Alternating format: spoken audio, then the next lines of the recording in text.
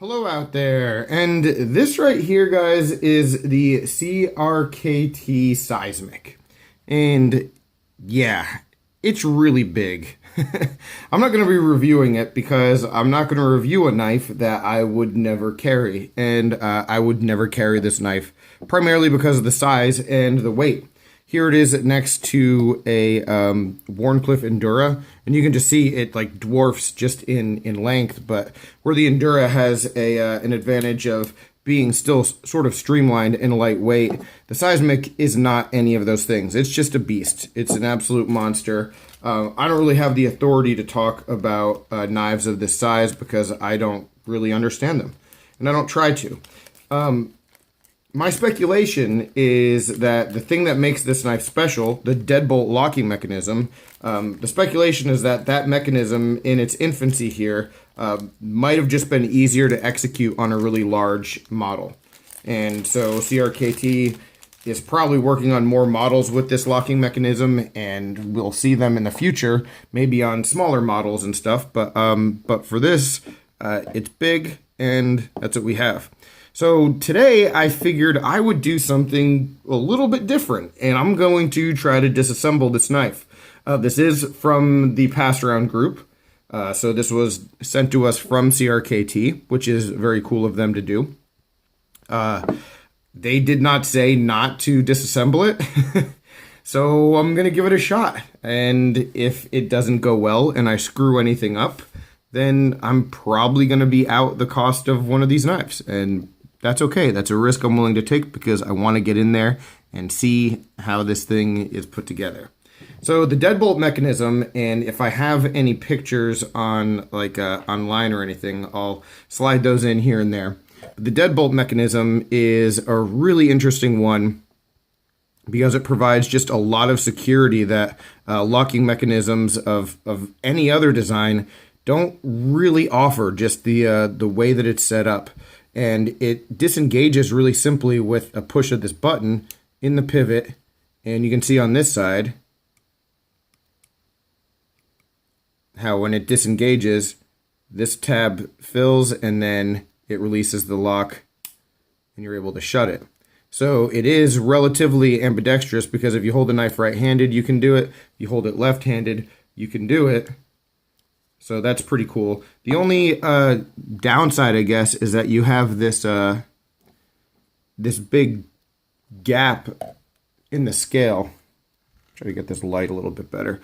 You have this big gap in the scale here, like this chunk out where, you know, that piece has to be able to push in. So I don't know that you'd want this on a gents carry kind of knife, or a lot of designs that CRKT puts out, you probably wouldn't need this kind of technology. It'll be interesting to see what they do with it and how they apply it, because like I've said in the past, there are some things that they've done with, say, like field strip that I didn't really agree with, and if you just overuse a technology or an aspect characteristic of a knife in order to generate interest and not in order to make the best model, yeah, you can end up just failing. And so I, again, would just be interested to see what they actually do with this. All right, so let's start disassembling, and yeah, we'll see how it goes. I did test the outside, like exterior screws prior to starting this right now, just to make sure there wasn't a lot of Loctite. And I mean, they started unscrewing immediately. And I also just at some point might just cut out, because I have a feeling this could end up being an extremely boring video if you just watch me unscrew screws for about 20 minutes. Oh, okay. All right, so this isn't boring. Okay, so screws that hold on the scale.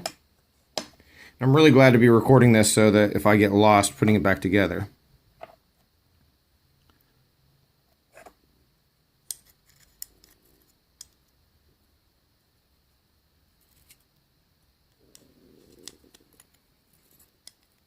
right, so this tab is going to go back in like this.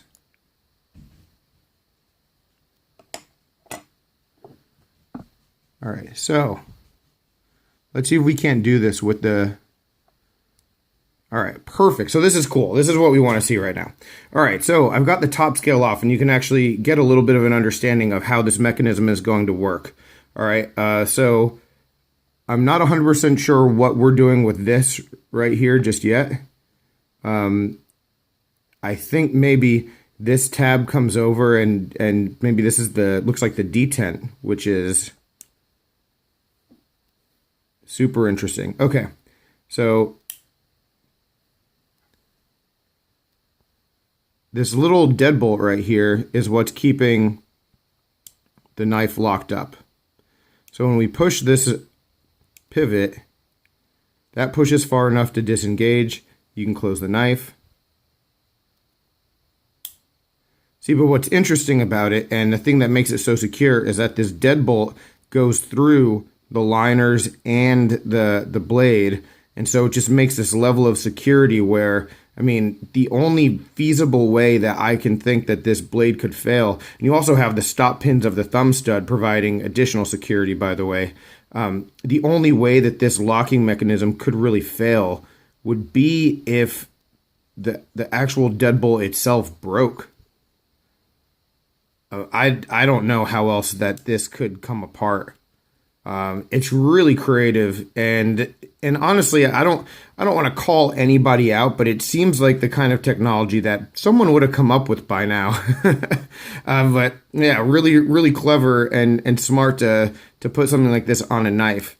Yeah, I'm probably gonna cut here because it looks like there's a level of detail with taking this apart that that I've never really done, so I just want to give my whole attention to it, but I will check back as I keep going, guys. All right, so now we have the knife a little bit more broken down. I have the back scale, the clip side scale taken off as well, and so you can see the knife with just the liners. It's still functioning perfectly, no issues at all. One big thing I want to mention is, to this point, I haven't really encountered any Loctite, so the disassembly has been very simple, no risk of stripping anything, and I really appreciate that because that has made this a little bit less stressful for me. A couple things to note. So this right here is it's the detent, and that is extremely unique. So we have a number of screws holding this bar that creates the detent in. So you can see right here, when we disengage, you can see that ball going. And I mean, what's interesting about that is, I mean, I guess it's the same as any liner, but you'd think that you wouldn't have very much room for error in the design and the construction of this, just because of exactly how this bar needs to meet with the blade in order to create that detent. So just an interesting way of doing it. I'm not an expert by any means, but I haven't really seen anything quite like this before in any knives that I've taken apart. The other things to note here, as you can see, we still have that lock from earlier. The spring down here is what helps you actuate it and disengage. So you have that spring in there. And then on the other side, now that the scale is off, you can see a better idea of how this actually works. So this part right here is another part of the locking bar that just doesn't go all the way through the knife. You can see it stops in the, actually you can see it perfectly right now. This bar here goes through the liner and into the blade, as does the middle one that goes through the pivot. And then here, the big one goes all the way through both liners and the blade, creating just a number of points of lockup that you just don't have on a bunch of other knives, as well as, like I said, those stop pins. So just system upon system upon system, all designed for, backup to backup to backup the lock. And I'm not sure at this point, guys, if I'm going to go any further. As Dirty Harry, one of my heroes, said, a man has got to know his limitations, and I just don't know if I have the nerve to go forward and take this thing further down. Not because I'm afraid of losing anything. It's only because of reassembly that I'm a little bit concerned. But We'll see. You'll know in about 10 seconds if I went forward with it. So we've got a little bit more progress here. I started taking the liner screws apart in order to take this entire liner off and see inside, but then I just went ahead and unscrewed the pivot and was able to get the whole locking mechanism and the pivot out at the same time. And that really shows me everything that I need. So I think from this point, I'm going to stop. I don't want to take anything apart and mess it up at all if I don't have to. And it is set up pretty nicely for me to reassemble. And again, I don't want to do anything to screw with that detent, not even a little bit. But what we have, the interesting thing that we have here is the pivot. So here's the pivot, and the pivot screw just has this really long bar, and that's the middle bar that you saw earlier in the video in the locking mechanism. So this goes all the way through the knife and locks, screws right in like this. So the spring actuates it, and so that's your middle bar. And so, yeah, I mean, I've never really quite seen a pivot screw, which is essentially, this is just the backside of the pivot screw. The pivot screw acts as the entire locking mechanism. It's cool, guys. It's cool. I have a deep appreciation for stuff like this, for ingenuity.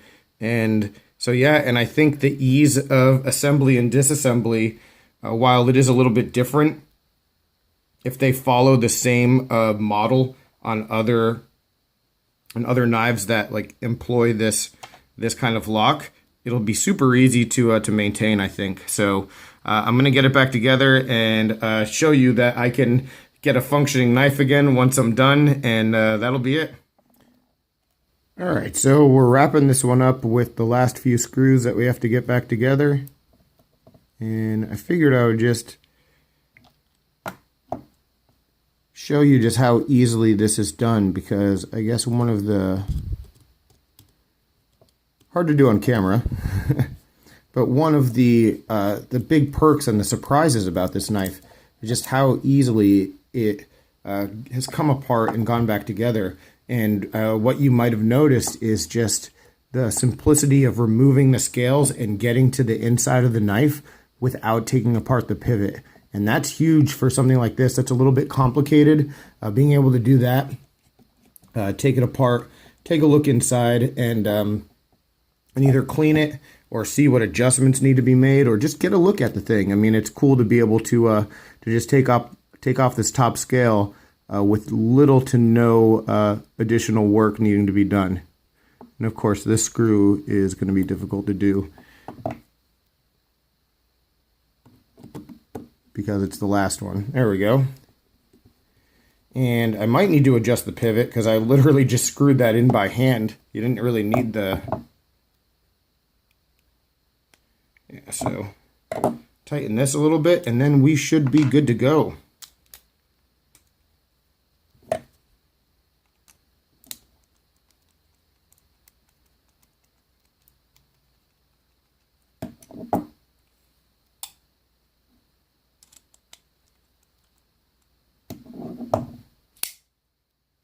There you have it. One CRKT Seismic ready to rock. And it's funny, I mean, this still isn't the knife for me, guys. There's no doubt about it. It's too big. But just going through this process the past like half hour, it's really made the knife a lot more appealing to me, just because I admire some of the design qualities here. And I'm excited for the future because I will definitely be getting something with this locking mechanism on it as soon as they find a way to shrink it down and get it in a smaller package. So yeah, guys, what do you think? Is the Seismic the model for you? How do you feel about the locking mechanism compared to some of the other ones that you're aware of? Do you think it's going to be as strong or stronger? I think that just from the look of it, it seems like it's as close to foolproof as I've ever seen a folding locking mechanism be. So I know that is high praise, but I really don't have an understanding as to how you could get that to fail in every aspect at the same time. It would take a whole lot. Is it possible? Sure, but not with anything that I use knives for, that's for sure. All right, any other questions, comments, complaints, suggestions, let me know down below. Really appreciate it, guys. Hope you enjoyed this one. Have a good one.